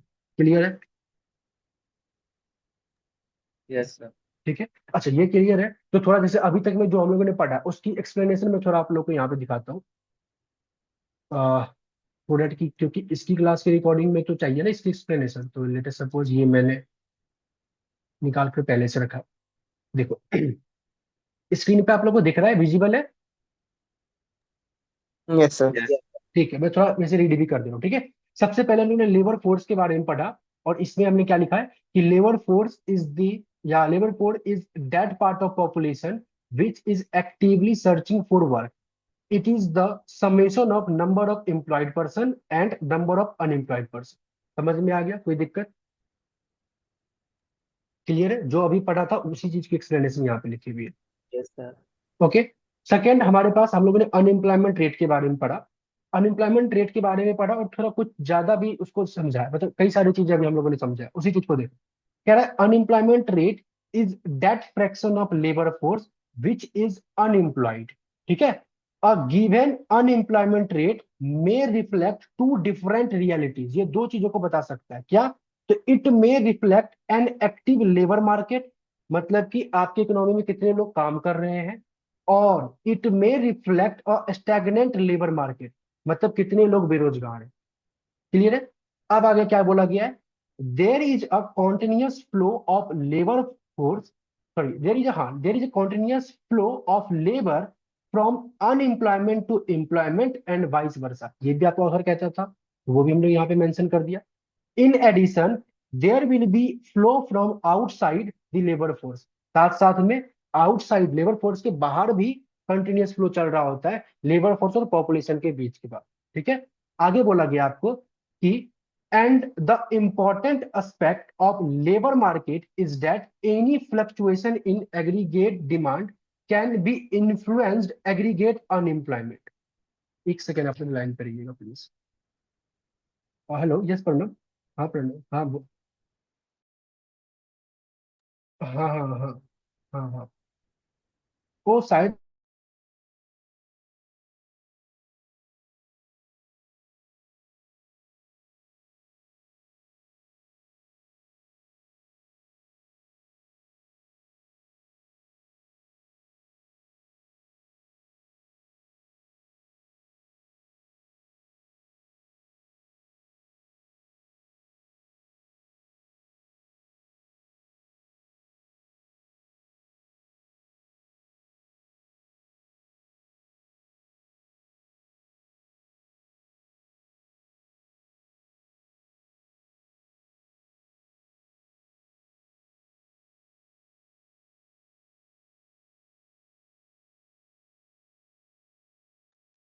Sorry sorry everyone. ठीक है। सो कहने का मतलब हम लोग क्या बोल रहे थे यहाँ पे, किस लाइन पे थे? And the important aspect of labour market is that any fluctuation in aggregate demand can influence the aggregate unemployment. अभी हमने वो देखा था, अगर एडी में कोई भी चेंजेस आता है, मतलब गुड्स मार्केट में कोई भी चेंजेस आता है, उससे अनएम्प्लॉयमेंट में भी आपका क्या आएगा, चेंजेस आएगा। Suppose that aggregate demand decreases, अगर एडी फॉल करता है, and in its response unemployment rate increases, तो अनएम्प्लॉयमेंट आपका बढ़ जाएगा। फर्म कैन डिक्रीज एम्प्लॉयमेंट, मतलब एम्प्लॉयमेंट को फर्म जो डिक्रीज करेगा, और यू कैन से अनएम्प्लॉयमेंट को जो इंक्रीज करेगा, उसके दो डिफरेंट मैनर्स है, दो डिफरेंट तरीके से कर सकता है। क्या सब? एक तो they can hire less number of new worker, वो नए वर्कर को कम हायर करके क्या कर सकता है, एम्प्लॉयमेंट को कम कर सकता है और अनएम्प्लॉयमेंट को बढ़ा सकता है। और नए वर्कर को कम हायर कब करेगा? जब वो एग्जिस्टिंग वर्कर को चैनलाइज कर रहा होगा। और दूसरा ऑप्शन क्या है कि they can lay off existing employed worker, मतलब कि जो एग्जिस्टिंग एम्प्लॉयर है उसको काम से बाहर निकाल कर वो एम्प्लॉयमेंट को कम कर सकता है और इधर से अनएम्प्लॉयमेंट को बढ़ा सकता है। In the first case probability of finding the job decreases, अगर वो पहले केस को ऑप्शन कर रहा है मतलब अप्लाई कर रहा है तो इकोनॉमी में जॉब ढूंढने का जो बेसिकली प्रोबेबिलिटी है वो कम हो जाएगी। और अगर वो सेकेंड ऑप्शन को कर रहा है तो इकोनॉमी में जो जॉब लूज होने का जो प्रोबेबिलिटी है वो इंक्रीज कर जाएगी। ये समझ में आया आप लोगों को? ठीक है, तो जो अभी हम लोगों ने लिखा था उसी की एक्सप्लेनेशन है ये। साथ साथ अगर आप समझ गए, साथ साथ लिख लिए तो आई थिंक आपको बहुत चीजें समझ में आ गई होंगी और दिमाग में बैठ भी गया होगा क्या लिखना है, किस तरीके से करना है। चलिए, सो अनएम्प्लॉयमेंट रेट ये यहां तक तो हम लोगों ने कर लिया। तो नेक्स्ट टॉपिक हमारे पास जो नया टर्म है दैट इज, ध्यान से देखते हैं, natural rate of unemployment. Natural rate of unemployment, ये क्या है? इसको हम लोग स्मॉल यू और सबस्क्रिप्ट में स्मॉल एन से रिप्रेजेंट करते हैं। ये कहता है क्या? यस करण, क्या डाउट है आपका? और सर जैसे अभी आपने एक्सप्लेन किया था तो उसको अपनी लैंग्वेज में नोट्स बनाया है सर, तो हाँ अपनी लैंग्वेज में हाँ बोलो। अपनी सर तो लैंग्वेज, उसको अपनी लैंग्वेज में लिख सकते हैं ना एग्जाम में, लाइक जरूरी नहीं है ना यही हम कॉपी करें। नहीं अपने लैंग्वेज में लिख सकते हैं लेकिन रीडिंग्स का जो टर्म्स है वो ऐड करना पड़ेगा। जैसे रीडिंग्स का ये टर्म्स था, ये आपका ऑथर कहता था, ये मैंने ऐड किया ना यहाँ पे। ओके ठीक ओके। है, ये आपका ऑथर कहता था कि इट में रिफ्लेक्ट जो है आपके पास दो डिफरेंट रियलिटीज को, ये भी तो मैंने ऐड किया ना यहाँ पे। तो जो उस कंसेप्ट के रिगार्डिंग रीडिंग्स में आपके ऑथर कहना चाह रहे हैं वो ऐड होने चाहिए आपके सॉल्यूशन में। लिखना तो आपको अपने लैंग्वेज में ही है। ओके मतलब मेरा कहने का मतलब ये नहीं था कि आपको रीडिंग्स को छापना है, नहीं नहीं, रीडिंग्स के चीजों को मेंशन करना है अपने तरीके से। समझ में आ रहा है? Yes sir. चलो, इसके बाद हम लोग क्या पढ़ने वाले थे? नेचुरल रेट ऑफ अनएम्प्लॉयमेंट के बारे में। ठीक है, okay. So natural rate of unemployment क्या होता है? जैसे आप लोगों ने डिफरेंट टाइप ऑफ अनएम्प्लॉयमेंट के बारे में पढ़ा होगा पहले से, क्लास 11 12 में भी पढ़ा होगा या पहले से आपने सुना होगा। जैसे कि आपने सीजनल अनएम्प्लॉयमेंट के बारे में पढ़ा होगा, डिसगाइज्ड अनएम्प्लॉयमेंट के बारे में पढ़ा होगा। लेकिन आपको यहाँ पे आपके ऑथर ने दो अनएम्प्लॉयमेंट के बारे में यहाँ पे डिस्कस किया। क्या सब? एक तो वो बात करते हैं फिक्शनल अनएम्प्लॉयमेंट, और यू कैन से इसको आप इस तरीके से बोल सकते हो, फ्रिक्शनल अनएम्प्लॉयमेंट। और दूसरा वॉलंटरी अनएम्प्लॉयमेंट, वॉलंटरी अनएम्प्लॉयमेंट। जैसे अभी मैंने एक नाम लिया था जैसे कि सीजनल अनएम्प्लॉयमेंट, आई होप आप लोगों को पता होगा सीजनल अनएम्प्लॉयमेंट किसको कहते हैं। कि कई बार ऐसा होता है कि कई लोग जो है ना सीजन वाइज काम कर रहे होते हैं। जैसे मान लेते हैं कई ऐसे फार्मर है जो लेटर सपोज जिनके पास ना मैंगो का बगान है, आम का बगीचा है बेसिकली। तो वो आम के सीजन में काम कर रहे हैं, बाकी जो टाइम है वो फिर कुछ नहीं करते। जो इस सीजन में वो काम करके अर्न करेंगे उसी से अपना पूरा काम चलाते हैं। तो एक तरीके से क्या हो रहा है कि ये सीजनल अनएम्प्लॉयमेंट हो रहा है बेसिकली। कि मतलब क्या, लेटर सपोज वो मान लेते हैं मार्च से लेकर सितंबर तक काम कर रहे हैं, बाकी फिर सितंबर से लेकर फरवरी तक, मार्च तक जो है वो अनएम्प्लॉयड रहेंगे। तो इस टाइप के अनएम्प्लॉयमेंट को हम लोग क्या कहते हैं, सीजनल अनएम्प्लॉयमेंट। या जैसे कई बार आप देखते होंगे जो फायर वर्कर्स वगैरह बेचते हैं दिवाली के टाइम पे, पटाखे वगैरह जो बेचते हैं, तो वो लोग उस टाइम पे अपना काम कर रहे हैं, बाकी टाइम जो है नॉर्मली ऐसे ही रहते हैं। तो कुछ ऐसे लोग हैं जो सीजनल काम कर रहे होते हैं।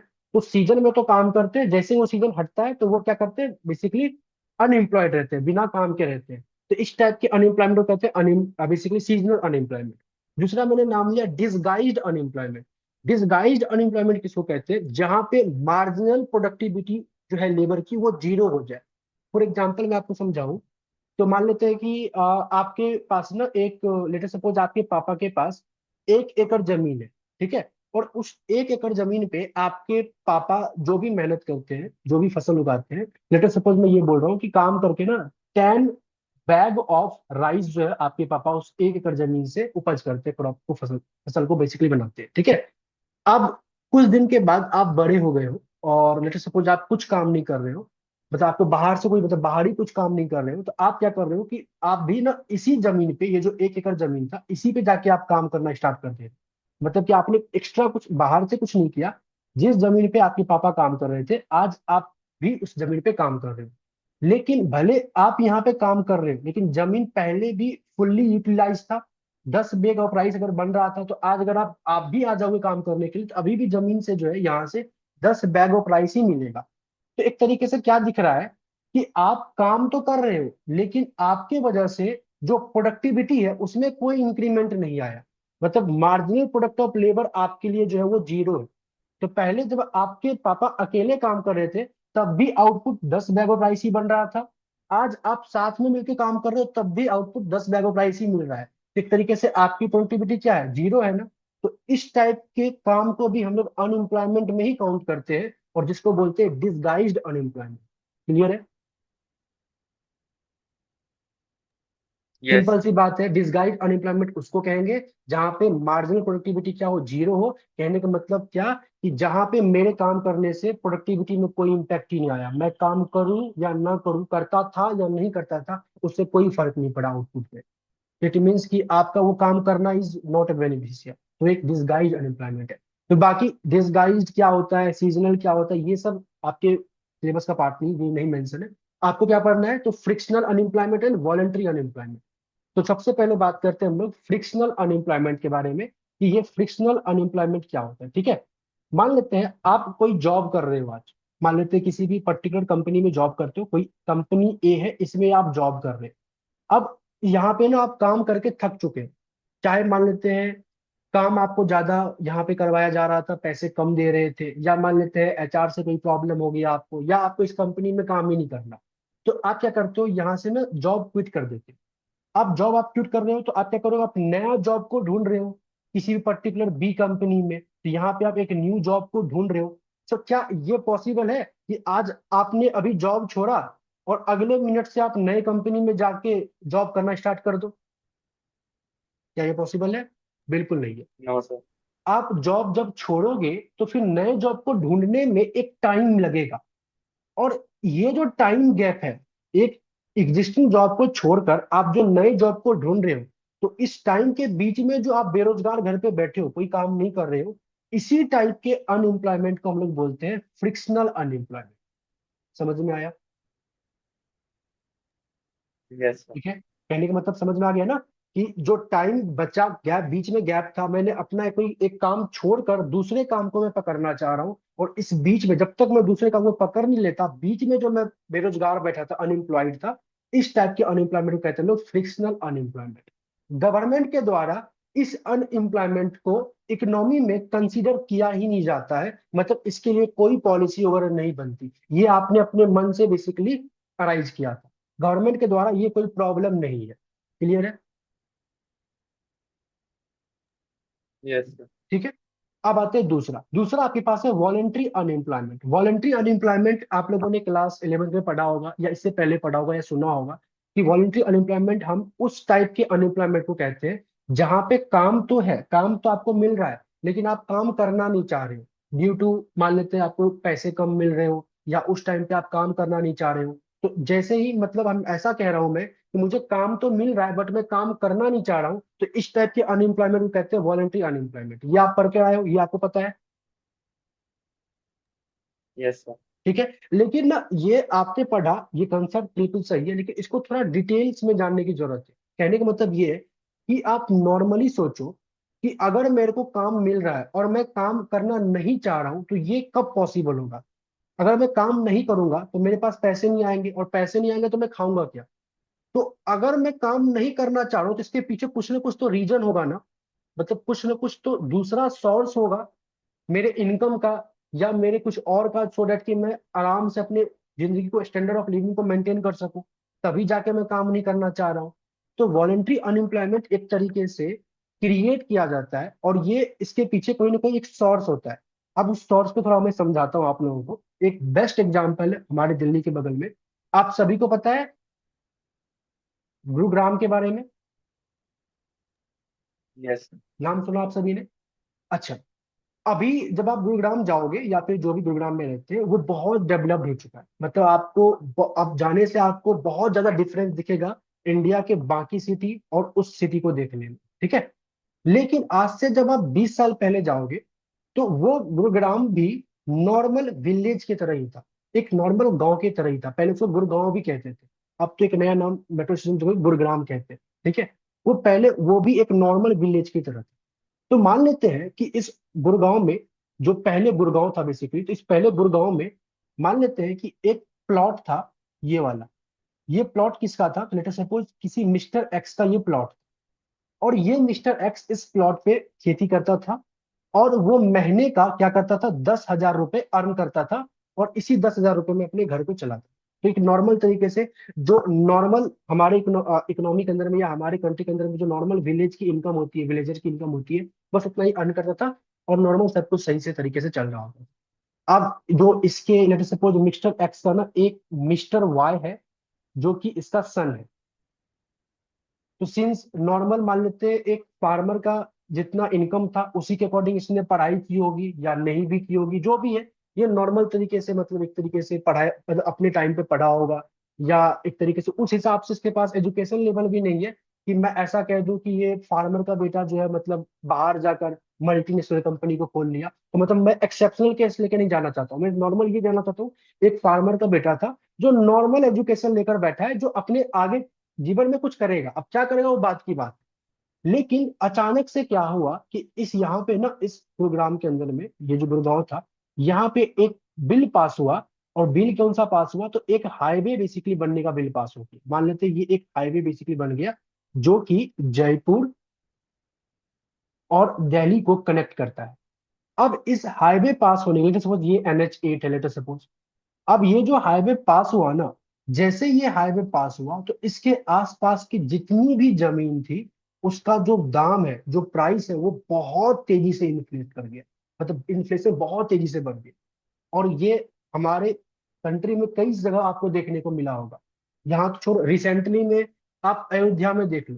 जब से अयोध्या में राम मंदिर बना है, अब जाके आप वहां से जमीन खरीद के दिखाओ, इम्पॉसिबल है।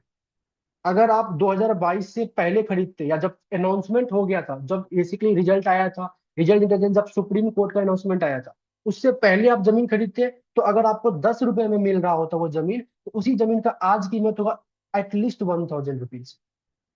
तो किसी पर्टिकुलर रीजन के वजह से वहां का जो एक तरीके से लैंड की वैल्यू है, वो बहुत ज्यादा बढ़ गई। तो वही सिनेरियो यहाँ पे हुआ था गुड़गांव में, जो कि अब गुरुग्राम बन चुका है।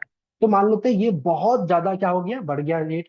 अब मान लेते हैं कोई कंपनी, मल्टीनेशनल कंपनी, कई सारी मल्टीनेशनल कंपनी वहां पे, लेट अस सपोज वहां पे ना अमेजोन की कंपनी आती है, या एप्पल की कंपनी आती है। वो मिस्टर एक्स कहती है कि मेरे को ना आपका ये जमीन चाहिए, ये लैंड चाहिए, सो डेट कि मैं यहाँ पे एक अपना ऑफिस बना सकूं।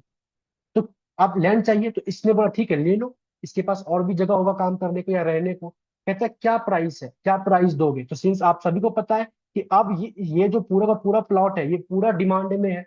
तो कहता है कि इस प्लॉट का जो है ना, आपको 1,000 करोड़ रुपए दिया जाएगा। और सच में हजार हजार करोड़ रुपए में वहां पे जमीन बिके हैं और बिक रहे हैं। कई सारे ऐसे प्लॉट है जो हजार हजार करोड़ रुपए में बिकते हैं। तो मान लेते हैं कि मिस्टर एक्स ने इस जमीन को 1,000 करोड़ रुपए में बेच दिया। अब जो 1,000 करोड़ में बेचा, तो डायरेक्टली ये मिस्टर एक्स के बैंक अकाउंट में आया होगा, एक वाइट मनी है। अब एक बात बताओ, अगर नॉर्मल 6% के इंटरेस्ट रेट से ही बात करें हम लोग, अगर आप FD कराते हो बैंक में या नॉर्मली रख देते हो, तो क्या मैं कह सकता हूँ कि 1,000 करोड़ का मंथली 5 करोड़ सिर्फ और सिर्फ इंटरेस्ट आएगा? बोलिए। अच्छा, मिस्टर एक्स ने अपना ये लाइफ जी लिया है। अब जो भी पैसा बन रहा है, जो भी अकाउंट में, वो सब ये इस बाबू साहेब को मिलेगा, इसके बेटे को मिलेगा। तो अगर 1,000 करोड़ रुपए इसके अकाउंट, बैंक अकाउंट में रखा हुआ है, ये जमीन को बेचकर, जिसका इंटरेस्ट हर महीने 5 करोड़ आ रहा है, जो कि इस मिस्टर वाई को मिल रहा है, तो क्या कोई ऐसा कंपनी है जो मिस्टर वाई को 5 करोड़ रुपए से ज्यादा मंथली इनकम देकर रख दे, सैलरी देकर रखे? No sir. ऐसा कोई कंपनी एग्जिस्ट कर रहा है? एक बात, आप कब कहीं पे काम करोगे? जब जो आपके घर में सोर्स ऑफ इनकम आ रहा है उससे बेसी आपको ज्यादा कुछ मिले। गांव से यस। लोग बाहर भी काम करने क्यों जाते हैं? जब गांव में जो इनकम वो अर्न कर पा रहे हैं उससे ज्यादा बाहर इनकम अर्न कर पाए या सैलरी मिल पाए। तो जब इसके पास पहले से 5 करोड़ रुपए आ रहे हैं, ये अपॉर्चुनिटी है, तो इससे कोई ज्यादा देगा तभी तो जाके वो काम करेगा। और इससे ज्यादा तो कोई देगा ही नहीं। कोई कंपनी आ रही है, लेट सपोज कोई एक्स कंपनी आ रही है, मिस्टर एक्स को बोल रही है कि आओ मेरे पास काम करो, मैं आपको 40 लाख का पैकेज देता हूँ, जो कि नॉर्मल है, जल्दी मिलता नहीं है 40 लाख का पैकेज। अभी का अभी तो अभी और इकोनॉमी में क्राइसिस चल रहा है, जॉब मार्केट में बहुत क्राइसिस चल रहा है अभी। तो मान लेते दे देता है। 40 लाख का पैकेज कहने का मतलब क्या है? 3 साढ़े 3 लाख रुपए महीने। अब जो बंदा को इंटरेस्ट का 5 करोड़ आ रहा है महीने का, क्या वो ये जॉब करेगा? सर दर्दी लेगा? नो। नहीं करेगा ना। तो नहीं करेगा तो कहने का मतलब ये क्या है? अनएम्प्लॉयड है, जानबूझकर अनएम्प्लॉयड है, लेकिन इसके पास सोर्स है सो डेट कि ये अपने लिविंग स्टैंडर्ड ऑफ लिविंग को जी सके। तो इसी टाइप के अनएम्प्लॉयमेंट को हम लोग कहते हैं वॉलंटरी अनएम्प्लॉयमेंट, जहां पे लोग काम करना नहीं चाह रहे हैं। और क्यों नहीं करना चाह रहे? क्योंकि उसके पास कोई दूसरा सोर्स अवेलेबल, जहां से उसके पास पैसे आ रहे हो। क्लियर है? Yes sir. ठीक है, आप ध्यान से देखिए। तो वॉलंटरी अनएम्प्लॉयमेंट में भी वो लोग आ रहे हैं जो कि काम उसके पास है, काम तो मिलेगा बट वो काम नहीं करना चाहते। इस चीज को भी गवर्नमेंट क्या कहता है, ये भी मेरा कोई प्रॉब्लम नहीं, मतलब मैं इसके लिए भी कोई पॉलिसी वॉलिसी नहीं बनाऊंगा। मतलब ऐसा नहीं है कि मैं मिस्टर वाई को अनएम्प्लॉयड मानूंगा और इसके लिए एक पॉलिसी बना दूंगा, नहीं बाबू इसको ना 5 करोड़ से ज्यादा कोई चार्ज मतलब पैसे देकर इसको जॉब पे रख लो। तो ऐसा कोई मतलब ऑप्शन नहीं है। तो गवर्नमेंट इसको भी क्या करता है, अनएम्प्लॉयमेंट में काउंट नहीं करता, मतलब इसको भी प्रॉब्लम नहीं मानता। तो गवर्नमेंट ना ही फ्रिक्शनल को प्रॉब्लम मानता है और ना ही वॉलंटरी को प्रॉब्लम मानता है। तो कहता है ठीक है, लेकिन ये अनएम्प्लॉयमेंट तो है। तो सिनेरियो कुछ ऐसा क्रिएट हुआ, मैं ये कह रहा हूं, आपके इकोनॉमी में ना टोटल लेबर फोर्स है 100। ये टोटल लेबर फोर्स है, ठीक है। अब इस 100 लेबर फोर्स में 100 के 100 लोग काम कर रहे हैं, मतलब इम्प्लॉयड है। तो क्या मैं कह सकता हूं अभी आपकी जो इकोनॉमी है वो फुल एम्प्लॉयमेंट लेवल पे है? बोलिए। आपके इकोनॉमी का टोटल लेबर यस। फोर्स 100 है। 100 लोग काम ढूंढ रहे, काम करना चाहते हैं, और उन 100 के 100 लोगों के पास काम है, वो काम कर रहे हैं, तब इंप्लॉयड है। इट मीन्स कि हमारे इकोनॉमी में फुल एम्प्लॉयमेंट लेवल है। क्लियर? यस। अब ध्यान से देखते हैं, कहता है लेटर सपोज आपकी इकोनॉमी में जो लेबर फोर्स, अगेन सेम चीज को मैं बता रहा हूँ, वो 100 है। 100 लोग हैं जो कि लेबर फोर्स का पार्ट है, जिसमें कि 98 लोग जो है वो काम कर रहे हैं, और 2 लोग ऐसे हैं जो काम नहीं कर रहे हैं। तो कहने का मतलब ये है कि 98 एम्प्लॉयड है और 2 लोग क्या है, अनएम्प्लॉयड है। अब इससे पूछा गया कि ये अनएम्प्लॉयड क्यों है? तो ये जो अनएम्प्लॉयमेंट अनएम्प्लॉयड है, इसके 2 रीजन है। क्या रीजन है? तो ये एक बंदा जो है वो फ्रिक्शनल अनएम्प्लॉयमेंट है, और एक बंदा जो है वो वॉलंटरी अनएम्प्लॉयमेंट है, वॉलंटरी अनएम्प्लॉयड है। समझ में आ रहा है? मैंने बोला 100 लोग हैं जो कि लेबर फोर्स का पार्ट है, 98 लोग काम कर रहे हैं, चलो काम कर तो ठीक है, 2 लोग अनएम्प्लॉयड है। और ये कैसे अनएम्प्लॉयड है? तो एक है फ्रिक्शनल और एक है वॉलंटरी। गवर्नमेंट कहती है मैं इसको तो मानता ही नहीं हूं। तो अगर आपके इकोनॉमी में अनएम्प्लॉयमेंट एग्जिस्ट कर रहा है, और वो अनएम्प्लॉयमेंट का रीजन फ्रिक्शनल एंड वॉलंटरी है, या और यू कैन से वो जो टाइप ऑफ अनएम्प्लॉयमेंट है वो फ्रिक्शनल या वॉलंटरी है, तो उस टाइम पे हम लोग अपने इकोनॉमी को फिर से फुल एम्प्लॉयमेंट लेवल कहेंगे। मैं रिपीट कर रहा हूं, ये भी आपका फुल एम्प्लॉयमेंट लेवल था इकोनॉमी का, और ये भी आपका फुल एम्प्लॉयमेंट लेवल था इकोनॉमी का। अगर हमारी इकोनॉमी में ऐसे अनएम्प्लॉयमेंट एग्जिस्ट कर रहे हैं जो कि टाइप ऑफ फ्रिक्शनल और वॉलेंट्री है, तो उस टाइप की इकोनॉमी को ही हम लोग फुल, मतलब उस टाइप की इकोनॉमी को भी हम लोग फुल एम्प्लॉयमेंट लेवल कहेंगे। मतलब अभी भी मैं ये मान के चलूंगा कि मेरी इकोनॉमी में फुल एम्प्लॉयमेंट है। क्लियर है? Yes sir. तो अगर ऐसा क्लियर है तो क्या मैं बोल सकता हूं कि जब मेरी इकोनॉमी फुल एम्प्लॉयमेंट लेवल पे होगी, तो उस टाइम पे भी अनएम्प्लॉयमेंट एग्जिस्ट कर रहा होगा, कौन सा, फ्रिक्शनल एंड वॉलेंट्री, और इसी टाइप के अनएम्प्लॉयमेंट को कहते हैं हम लोग नेचुरल रेट ऑफ अनएम्प्लॉयमेंट, जो कि आज का ये हेडिंग था। What is natural rate of unemployment? वो अनएम्प्लॉयमेंट जो फुल एम्प्लॉयमेंट लेवल पे एग्जिस्ट कर रहा है, type of frictional and voluntary, उस टाइप के अनएम्प्लॉयमेंट को कहते हैं हम लोग natural rate of unemployment. Clear है? Yes sir. ठीक है, इसी चीज को यहाँ पे लिखा गया है, अगर आप रीडिंग्स देखोगे। देखिए, it is a type of unemployment which exist where there is a full employment in our economy, even at full employment level there is a some sort of unemployment, ठीक है, जो कि दो लोग थे, in the economy arises due to frictional unemployment and voluntary unemployment. और इसी natural rate of unemployment को हम लोग स्मॉल यूएन से रिप्रेजेंट करते हैं। समझ में आया? Yes sir. इसमें किसी को डाउट? एनीवन? ये क्लियर है? चलिए, अच्छा मैं कुछ चीजें आपको लोगों को समझा रहा हूँ। लेट अस सपोज मैं बोल रहा हूँ कि हमारे इकोनॉमी, एक एग्जांपल लेके समझा रहा हूँ। हमारे इकोनॉमी में जो यूएन है, यूएन मतलब नेचुरल रेट ऑफ अनएम्प्लॉयमेंट, वो 10% है। अगर नेचुरल रेट ऑफ अनएम्प्लॉयमेंट 10% है, और मान लेते हैं जो लेबर फोर्स है, एल की वैल्यू वो 10,000 है, मतलब 10,000 लोग हैं जो लेबर फोर्स का पार्ट है, तो क्या मैं बोल सकता हूँ नेचुरल लेवल ऑफ एम्प्लॉयमेंट या natural level of employed person जो होगा वो कितना होगा, 9,000, और नेचुरल लेवल ऑफ जो अनएम्प्लॉयमेंट होगा वो होगा 1,000। 10,000 लेबर फोर्स का पार्ट है, 10% अनएम्प्लॉयमेंट रेट है, UN is the natural rate of unemployment rate, fraction basically. तो 10% ऐसा है, तो 10,000 में 10%, 1,000 लोग ऐसे होंगे जो कि क्या होंगे, नेचुरल लेवल ऑफ अनएम्प्लॉयमेंट होंगे, और 9,000 लोग ऐसे होंगे जो काम कर रहे हैं, मतलब नेचुरल लेवल ऑफ एम्प्लॉयमेंट होंगे। बोलिए, ये क्लियर है? Yes sir. इसको रिप्रेजेंट करेंगे हम लोग कैपिटल एन, सबस्क्रिप्ट में स्मॉल एन। इसको रिप्रेजेंट करेंगे हम लोग कैपिटल यू, सबस्क्रिप्ट में small n. Capital N only क्या था हमारा, नंबर ऑफ एम्प्लॉयड पर्सन या एम्प्लॉयमेंट। लेकिन कैपिटल एन के नीचे सबस्क्रिप्ट जब स्मॉल एन लग गया, मतलब नेचुरल लेवल ऑफ एम्प्लॉयमेंट या natural number of employed person, ऐसा आप बोल सकते हैं। सिमिलरली जब कैपिटल यू के साथ एन लग गया तो ये नेचुरल लेवल ऑफ अनएम्प्लॉयमेंट आ गया, और you can say number of जो अनएम्प्लॉयड पर्सन था वो एक नेचुरल लेवल पे है।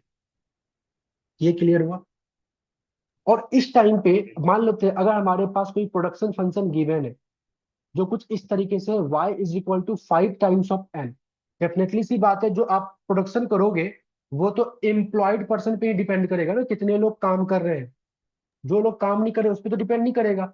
तो और उसकी जो प्रोडक्टिविटी होगी उस पे, मान लेते हैं ये 5 जो है ना प्रोडक्टिविटी है, मतलब हर एक लोग जो है 5-5 प्रोडक्ट बना रहे हैं, तो टोटल इकोनॉमी में कितने लोग काम कर रहे हैं, 9,000 लोग काम कर रहे हैं। जब मैं एन के प्लेस पे 9,000 पुट करूंगा तो वाई मेरे पास क्या आएगा, 45,000।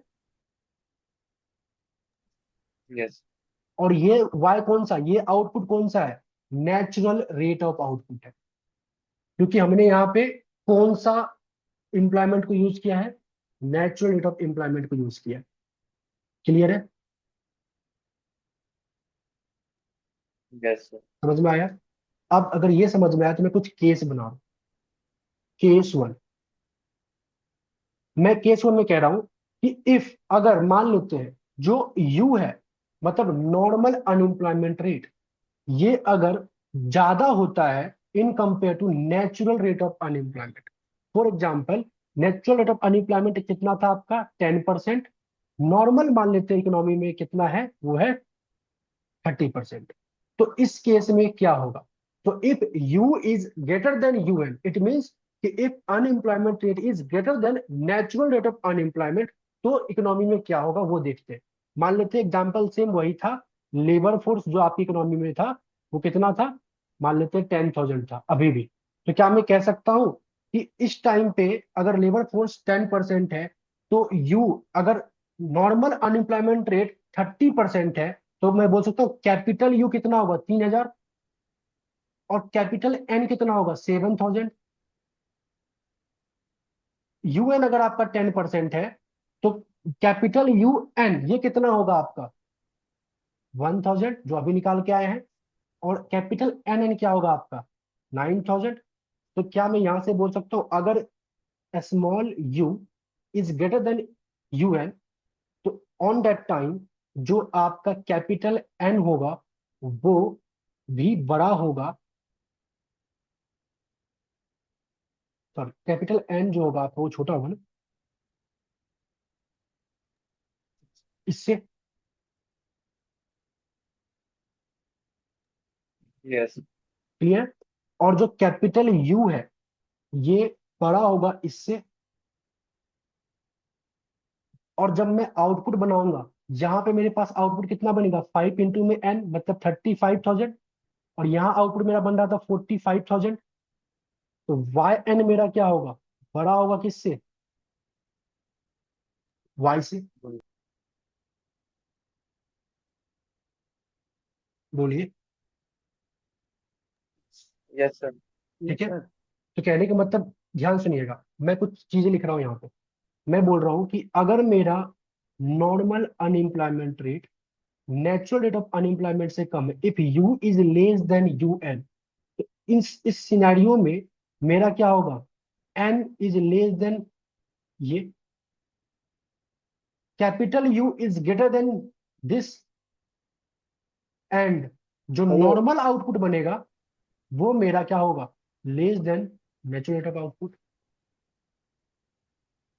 सर ये सेम चीज है जो आपने लिखी है ऊपर और हाँ, नीचे। ये जो मैंने आपको समझाया है उसी चीज को मैंने बस यहाँ पे लिखा। तो ये यू जो होगा वो ग्रेटर नहीं होगा यूएन से? सर ग्रेट लिखा है। तो, लिखा नहीं, ग्रेटर भी लिखा। सर नहीं वो छोटा, वाला। Mu mu. 1 सेकेंड, अच्छा ये, हाँ सॉरी सॉरी। हाँ ठीक है, अब ठीक है। तो क्या यस मैं सर। बोल सकता हूँ अगर इकोनॉमी में नॉर्मल अनएम्प्लॉयमेंट नेचुरल से ज्यादा होगा, तो इकोनॉमी में जो नॉर्मल आउटपुट है वो नेचुरल से कम बनेगा। Yes sir. ये सिंपल सी बात ये भी है ना, जितना अगर अनएम्प्लॉयमेंट बढ़ता है उतना आउटपुट कम बनेगा ना। So if u is greater than u n, then y is less than y n. ये रिजल्ट बहुत बार यूज करोगे आप आगे चल के, इसको आप समझ पा रहे हो। Yes sir. सिमिलरली अगर मैं केस टू लेके चलूं, जब मैं क्या कहता हूं यू इज, यस गुरनीत क्या डाउट है आपको, बोलो। सर सर ये तो समझ आ गया, लेकिन जो हम अनएम्प्लॉयमेंट देख रहे हैं नॉर्मल, सर ये हम्म। अम्ब्रेला टर्म नहीं यूज होगी इसके लिए सर, जो नेचुरल अनएम्प्लॉयमेंट है? अगर क्वेश्चन में अनएम्प्लॉयमेंट दिया हो तो उसमें जो नेचुरल अनएम्प्लॉयमेंट वो इंक्लूडेड होगी या फिर उसे नहीं अलग वो से इंक्लूडेड कंसिडर नहीं, किया ये दो अलग अलग पार्ट है। नेचुरल अनएम्प्लॉयमेंट आप मान के चल रहे हो, और नॉर्मल अनएम्प्लॉयमेंट जो इकोनॉमी में एग्जिस्ट कर रही है। जाए? Okay sir. ठीक है, और ये 3,000 के अंदर में ये जो 1,000 है वो इंक्लूड होगा। ठीक है, मतलब कहने का मतलब ये जो चलो। यू है, ये जो बेसिकली नॉर्मल कैपिटल यू है, इसमें फ्रिक्शनल अनएम्प्लॉयमेंट भी है, इसमें वॉलंटरी अनएम्प्लॉयमेंट भी है, डिसगाइज अनएम्प्लॉयमेंट भी है, सीजनल अनएम्प्लॉयमेंट भी है, हर चीज है। जिसमें कि हर चीज में ना आपका गवर्नमेंट इस दो को कंसीडर नहीं करता था, और जो दो को कंसीडर नहीं करता था वही था आपका नेचुरल रेट ऑफ अनएम्प्लॉयमेंट। किस्मत सर, इसमें नेचुरल को छोड़ के बाकी सब एम्प्लॉयमेंट हाँ हाँ अनएम्प्लॉयमेंट इंक्लूड। सिर्फ हाँ नेचुरल बिल्कुल। में जो दो हैं वो इंक्लूड नहीं है, उनको हम अलग नहीं कंसिडर वो भी करें। इंक्लूड है, वो भी इंक्लूड है, इस 3,000, तो इस 3,000 में ये 1,000 भी इंक्लूड है। तो सर अगर देखा तो नेचुरल अनएम्प्लॉयमेंट 1,000 है और 2,000 जो है वो नॉर्मल है नहीं, अनएम्प्लॉयड। अगर थ्री नॉर्मल 3,000 के अंदर नेच देखें। सुनो, नेचुरल अनएम्प्लॉयमेंट इज अ सब part of normal unemployment. Sir यहाँ पर टोटल अनएम्प्लॉयड 4,000 माने जाएंगे या थ्री नहीं, थाउजेंड टोटल अनएम्प्लॉयड 3,000 ही मानी जाएगी। 3,000 लोग हैं जो कि बेरोजगार है, जिसमें से 2,000 लोग जो है ना वो काम करना चाह रहे हैं, बट उसको काम नहीं मिल रहा इसलिए बेरोजगार है। और 1,000 लोग ऐसे हैं जो कि जिसको काम मिल रहा है बट वो काम ही नहीं करना चाह रहे इसलिए बेरोजगार है। तो टोटल बेरोजगार 3,000 है, जिसमें कि 2,000 जो बेरोजगार है वो तो प्रॉब्लम वाला बेरोजगार है, बाकी 1,000 अपने मन से है। यस सर, क्लियर समझा। यस। आपका? चलिए, और किसी को डाउट एनीवन? यस करण बताओ। सर इट मीन्स कि जो नेचुरल लेवल ऑफ अनएम्प्लॉयड है उसमें वॉलेंट्री और फ्रिक्शनल काउंट होगा, और जो सर नेचुरल लेवल वाला नहीं है उसमें सारे अनएम्प्लॉयमेंट काउंट होते हैं, हाँ बिल्कुल लाइक बिल्कुल बिल्कुल, दिस। हाँ बिल्कुल बिल्कुल। जो ये नॉर्मल वाला है इसमें इकोनॉमी में जितने भी अनएम्प्लॉयमेंट एग्जिस्ट करते हैं वो सारे ऐड होंगे, और जो यूएन है इसमें ओनली फ्रिक्शनल और वॉलेंट्री ऐड होगा। ठीक है, ओके। चलिए। सो हमने क्या देखा कि अगर मेरा यू बड़ा होता है यूएन से तो मेरा वाई छोटा होगा वाई एन से। तो क्या मैं बोल सकता हूँ केस टू, अगर मेरा यू लेस देन होता है यूएन से तो इस टाइम पे मेरा जो कैपिटल एन होगा वो मेरा बड़ा होगा इससे, कैपिटल यू छोटा होगा इससे, एंड जो आउटपुट है वो ज्यादा बनेगा in compare to natural level से। बस डेटा चेंज कर दो। मतलब कहने का मतलब ये है कि जहां जहां पे 0.3 था यहाँ यहाँ पे आप 0.05 डाल दो, तो ये आपके पास आ जाएगा 500, ये आ जाएगा आपके पास 950, और 9500 इंटू में 5 करोगे तो ये आपके पास डेफिनेटली 45,000 से ज्यादा आएगा। समझ पा रहे हो? मतलब यस। सेम चीज को मैंने बस उल्टा लिखा है। तो मैं क्या बोल सकता हूँ कि अगर मेरा u लेस देन यूएन है तो y जो है वो बड़ा बनेगा in compare to y n. Unemployment मेरा नेचुरल रेट से कम है तो जो मेरा बेसिकली नॉर्मल आउटपुट बनेगा, एग्जैक्ट एक्चुअल आउटपुट जो बनेगा वो नेचुरल रेट से ज्यादा बनेगा। क्लियर? Yes sir. और अगर केस थर्ड, अगर मेरा u इक्वल है यूएन से, मतलब जितना नेचुरल है उतना ही नॉर्मल है, तो n भी इक्वल होगा इससे, u भी इक्वल होगा इससे, और इकोनॉमी में आउटपुट भी इतना ही बनेगा। क्लियर है? हेलो? आ,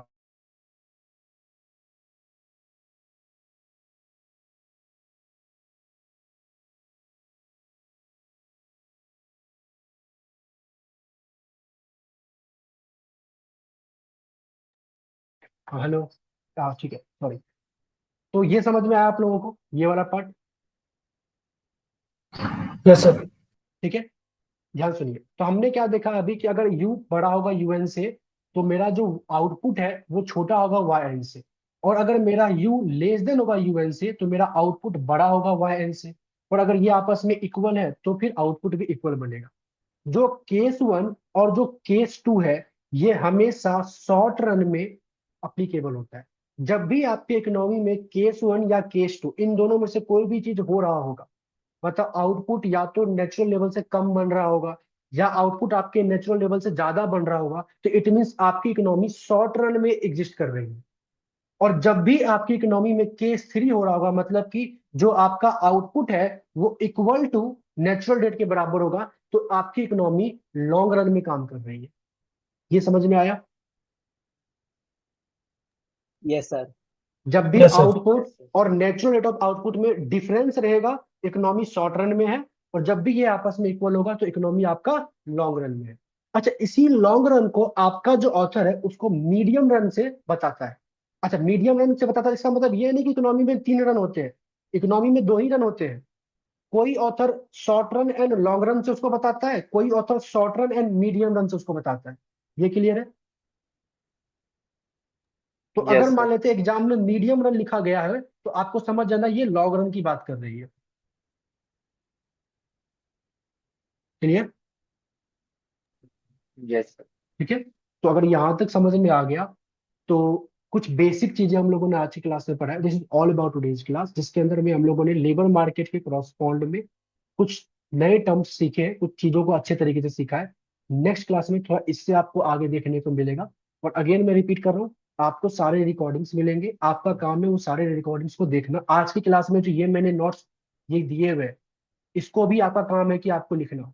ये जो लेबर फोर्स है, मतलब वीडियो को पॉज करोगे ये आप नोट्स बना लोगे, अनएम्प्लॉयमेंट का वीडियो को पॉज करोगे, जितना मैंने लिखा है इसको आप नोट कर लोगे। तो आज तो मैंने इस तरीके से दिया, बाकी जो क्लासेस आप देखोगे तो उसमें मैं एक्सप्लेन कर रहा हूँ साथ साथ में, तो वो सब अच्छे से आप नोट्स बना लेना। और जहां जहां आपको डाउट हो वहां वहां आप मार्क करके रखना, सो दैट कि जब मैं लाइव क्लास लूंगा तो उस लाइव क्लास में आप अपने डाउट को पूछ सकते। क्लियर? किसी यस। को कोई डाउट है? एनीवन कुछ पूछना चाहते हो? सर वो जो प्रोडक्शन फंक्शन आपने लिखा है y equals to 5 times of n, sir हाँ, उसको जो वो 5 है सर वो क्या है? वो आपका जो है एमपीएल है, यू कैन से प्रोडक्टिविटी बता रहा है कि पर यूनिट ऑफ लेबर जो है कितना बनाएगा। मतलब एक लेबर कितना आउटपुट बनाएगा तो 5 बनाएगा, दो लेबर कितना बनाएगा तो 10 बनाएगा। एक तरीके से हर एक लेबर कितना बना रहा है, 5 5। तो कांस्टेंट आपके पास रिटर्न है, एक तरीके से देख सकते हैं हम लोग। ये एक यस तरीके से सर, प्रोडक्टिविटी सर की एवरेज explain ले कर रहा है। लिया हमने। हाँ, एवरेज नहीं, प्रोडक्टिविटी को एक्सप्लेन कर रहा है कि हर एक yes sir. Extra unit of labour कितना आउटपुट बना के देगा, आपको जनरेट करके देगा। और you can say constant MPL की बात कर रहे हैं। तो सर ये कांस्टेंट है ना सर, डिक्रीज नहीं हाँ, होगा? हाँ कांस्टेंट है, मतलब हाँ, जैसे जैसे आप लेबर को बढ़ाओगे तो 5 5 जो है आउटपुट आपका बढ़ता जाएगा। ठीक है, और कोई डाउट एनीवन? चलिए, किसी को कोई डाउट हो क्लास को रिलेट करके या किसी भी चीज को रिलेट करके, या कैसे एक्सेस लेना है कोई भी चीज, तो आप मेरे को मेरे नंबर पे कॉल या व्हाट्सअप कर सकते हो। और जो मेरा नंबर आप सभी को पता है, बाकी जो रिकॉर्डिंग देख रहे हैं उसके लिए मैं लिख रहा हूँ। ठीक है, इस नंबर पे आप व्हाट्सअप करके देख सकते हैं। बाकी हम लोग जो है नेक्स्ट क्लास में मिलेंगे। जो हमारा नेक्स्ट क्लास होगा वो नेक्स्ट वीक के according to next next week से बेसिकली अकॉर्डिंग टू शेड्यूल चलेगा, MWF के करस्पॉन्ड में। जहाँ पे हम लोग एडवांस एमएमई माइक्रो की लाइव क्लासेस लेंगे। और मैक्रो की मैं आगे नहीं बोल रहा हूँ, 100% सिलेबस आपको अभी मिलेगा। बाकी लाइव क्लासेस कॉलेज ओपन होने के बाद चलेगी। ओके, मैं रिकॉर्डिंग पॉज कर रहा हूँ। स्टिल किसी को कुछ